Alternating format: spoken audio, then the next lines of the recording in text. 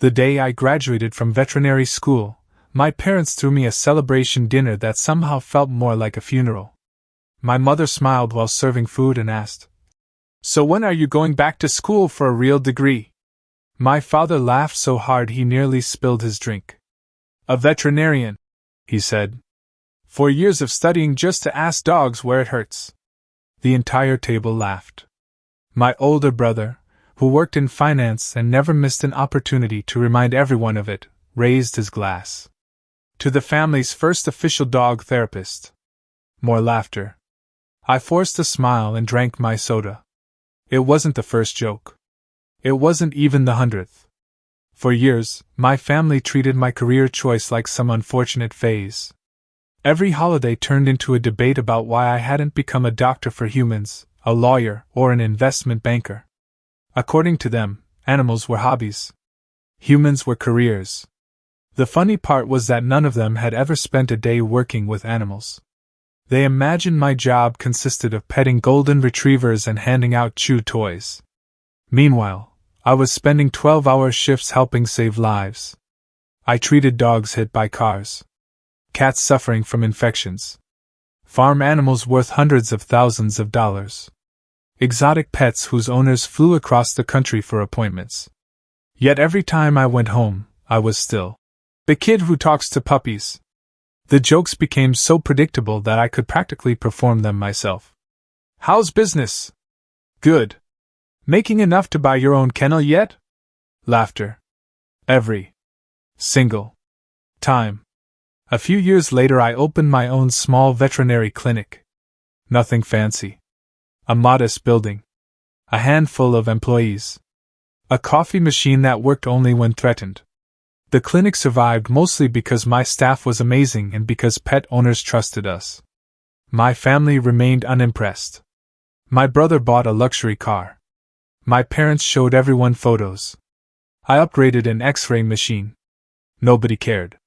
One Thanksgiving, my father pointed toward my brother and said, "Now that's what success looks like." Then he looked at me. "And you still spend your days vaccinating poodles?" The table erupted. I laughed too.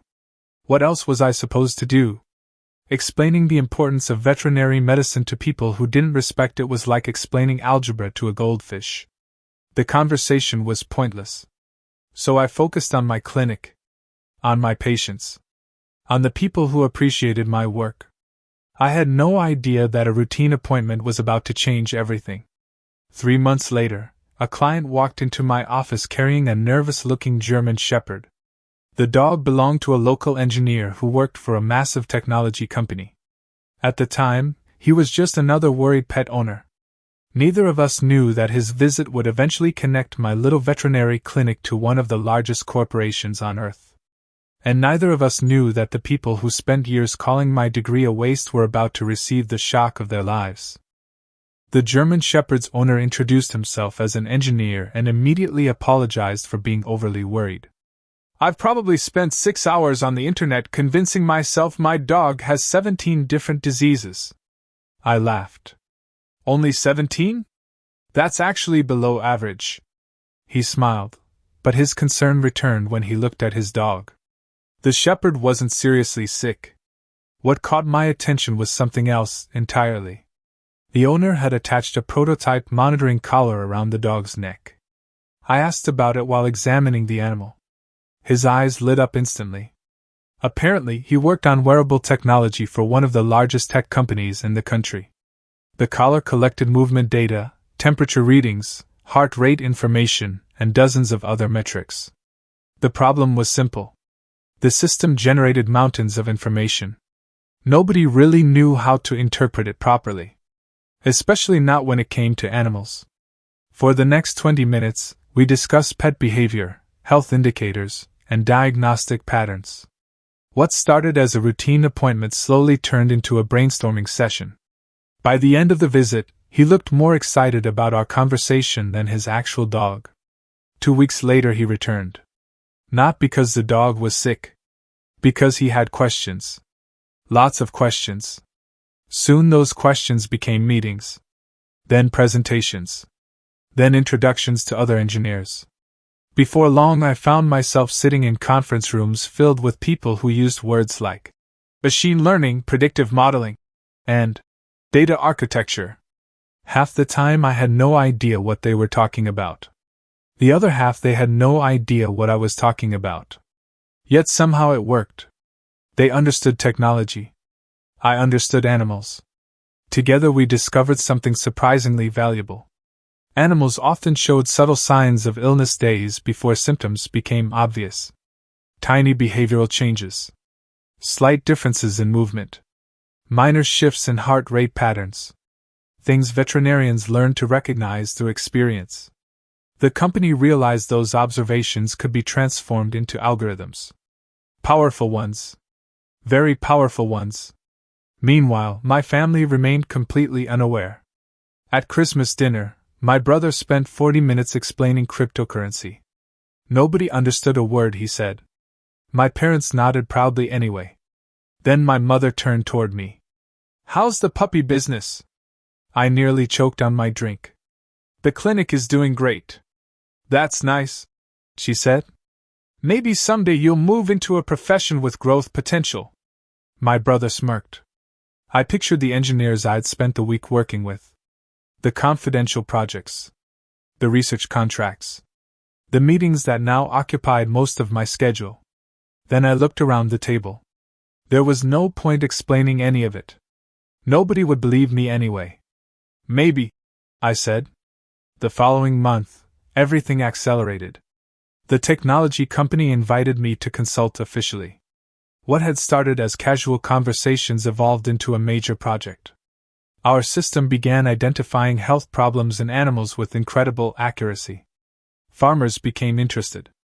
Pet insurance companies became interested. Animal hospitals became interested. Investors became very interested. The engineers were thrilled. The executives were thrilled.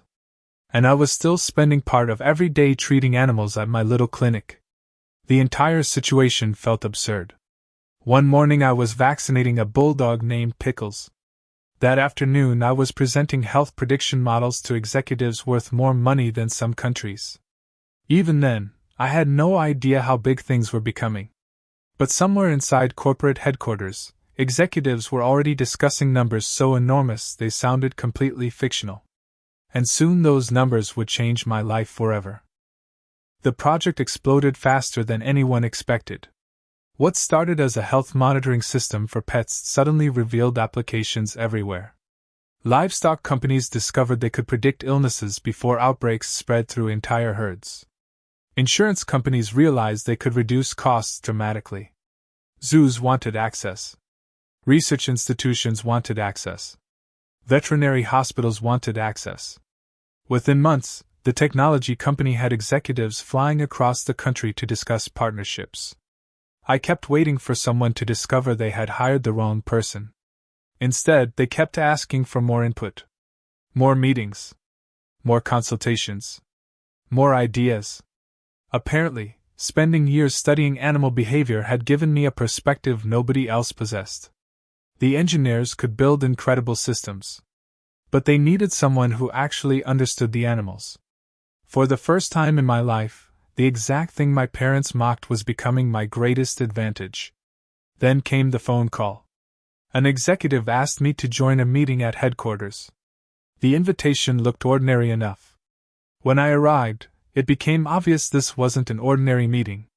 There were lawyers, investors, senior executives, people wearing suits that probably cost more than my first car. I sat down and immediately felt underdressed. One executive smiled.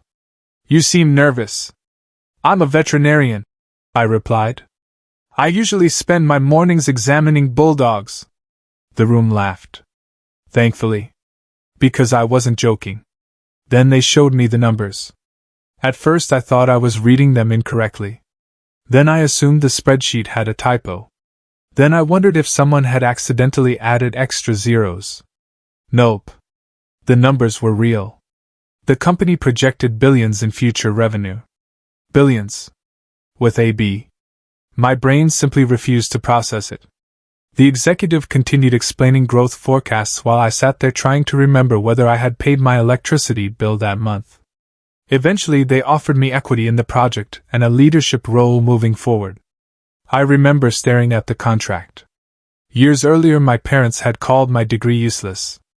Now a corporation valued at more than $10 billion was essentially telling me my expertise was irreplaceable. The irony was so powerful it almost made me laugh.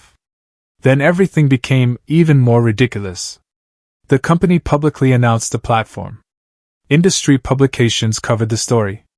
Business magazines covered the story. Technology podcasts covered the story. One article described me as a visionary innovator. I printed it and framed it solely because my brother once described me as a professional puppy babysitter. The best part came during a family barbecue. I arrived late because I had just finished an interview. Nobody knew that. My brother was in the middle of explaining investment strategies again. My father noticed me walking toward the table. "Hey," he called out. "Still fixing dogs?" Before I could answer, my cousin looked up from his phone. "Wait." Everyone turned. My cousin stared at the screen. Then at me. Then back at the screen. "No way." "What?" my father asked. My cousin slowly rotated the phone so everyone could see it. The article featured a giant photo of me standing beside company executives. Below it was a headline discussing a revolutionary animal health platform and a corporation valued at over $10 billion. For the first time in recorded family history, absolutely nobody had a joke ready. The silence was magnificent. And it was only the beginning. The silence at the barbecue lasted nearly 10 seconds. For my family, that was roughly equivalent to a solar eclipse. My father grabbed the phone first. My mother immediately moved closer. My brother leaned over the table so quickly he almost knocked over a bowl of potato salad. Everyone stared at the article. Then they stared at me. Then back at the article. My father cleared his throat. "So, this is you?" I looked at the giant photograph on the screen. "No, Dad. That's my identical twin who also became a veterinarian and accidentally partnered with a multi-billion-dollar company." My cousin laughed. My father didn't. He was still processing.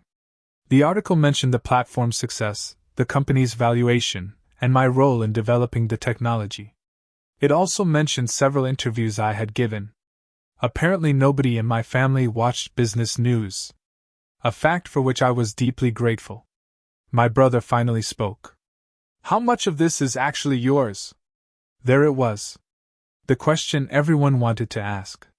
Not congratulations. Not how did you do it. Straight to money. I smiled. Enough.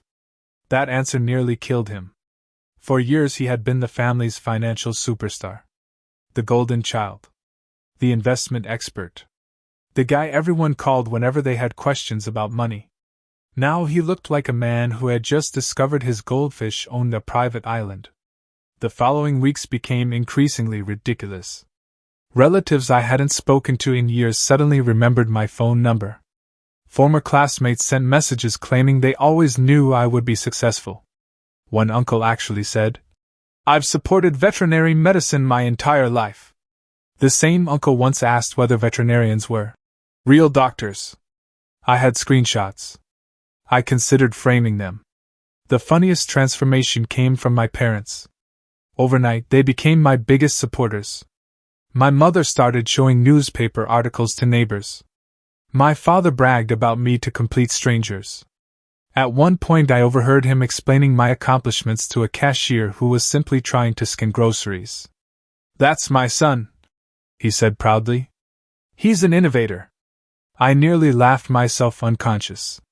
5 years earlier, that same man had referred to my profession as dog maintenance. Now I was an innovator. Life moves fast. Eventually, the company finalized a massive expansion deal. The value of the platform continued growing. My financial future was secure beyond anything I had ever imagined. Yet surprisingly, very little changed. I still owned my veterinary clinic. I still treated animals. I still enjoyed helping nervous pet owners. The only difference was that I no longer worried about paying bills. One morning, months later, a golden retriever bounded into my clinic and immediately knocked over a chair. The owner apologized repeatedly.